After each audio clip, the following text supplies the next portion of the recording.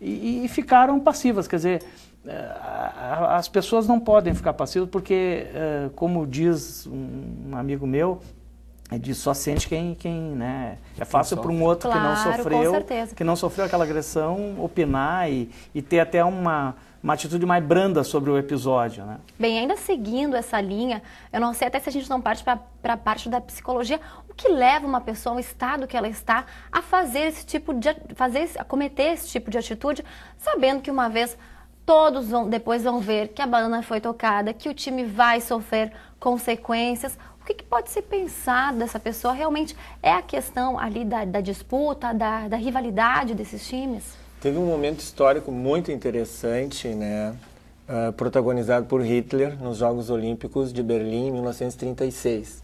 No momento em que ele queria mostrar a superioridade da raça ariana, quem vence os Jogos é um negro. E ele não desce para colocar a medalha de ouro no peito do negro. Então, psicologicamente falando, se eu crio uma ilusão ideológica de que uma determinada raça é superior à outra, que portanto a outra é inferior, e praticamente o ato desmente isso, a realidade desmente isso, então eu acredito que esse sujeito que jogou a banana deve ter tido um sentimento horrível de inferioridade, aquela inferioridade que ele queria imputar ao outro, ele vê que na verdade é dele, por isso ele pratica esse ato de violência, para mostrar, na verdade, uma fraqueza psicológica, porque não se trata de superioridade na cor da pele, isso é absurdo, mas revela esta falta de estrutura da subjetividade, da própria estrutura psíquico-emocional da pessoa que pratica isso. Eles utilizam, acho que, não que seja o ponto fraco de cada pessoa, mas quando o ser humano ele se vê assim, dessa maneira que você comentou, ele tem que atingir o outro de alguma maneira. E no esporte isso é evidente, né? Quando se perde, ainda mais que é a paixão que movimenta o nosso país. Com certeza vocês têm relatos por estarem dentro, né, do campo, diante dessas atitudes. Bruna, no esporte, no futebol, a gente que acompanha futebol, eu desde criança, a gente vê que as pessoas, quando elas estão em grupo, elas têm atitudes que normalmente na individualidade não tomam, né? A gente sempre diz que em grupo as pessoas ficam valentes, em grupo em grupo elas transcendem às vezes a agressividade simplesmente porque o outro é um outro time, porque é uma outra torcida. Nós tivemos um episódio aí lamentável lá de Recife. Quando as pessoas estão em grupo, elas parece que tem alguma coisa na pessoa. Super-heróis. Não super-heróis, né? Super bandidos. Super bandidos, exatamente.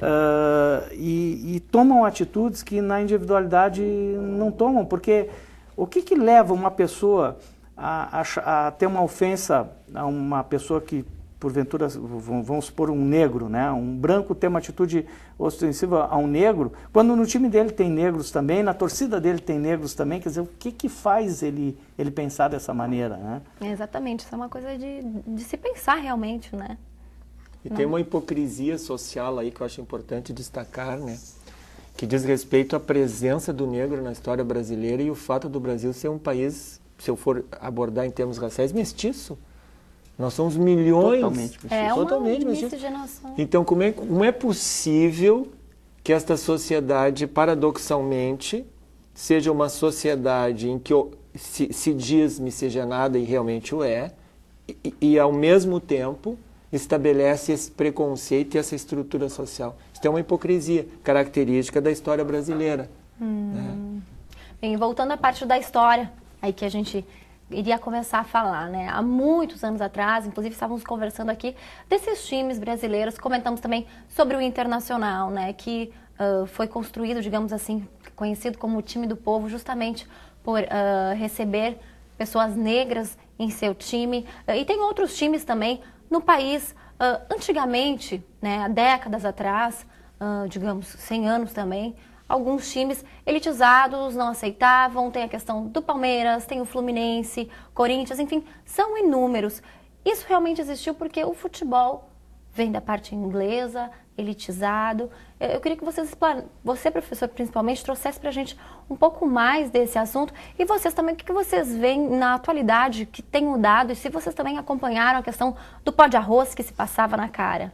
Porque, assim, na era vitoriana, a burguesia na Inglaterra atinge o apogeu. Ela precisa ocupar-se, porque, na verdade, todo o trabalho é feito pelas classes sociais inferiores. Então, surgem todos os esportes que têm nome em inglês. Tudo no futebol tem nome em inglês, né? A própria expressão golo, o que é que significa em inglês? Objetivo. Imagina se o locutor gritasse quando a bola batesse na rede. Objetivo! Não saberia.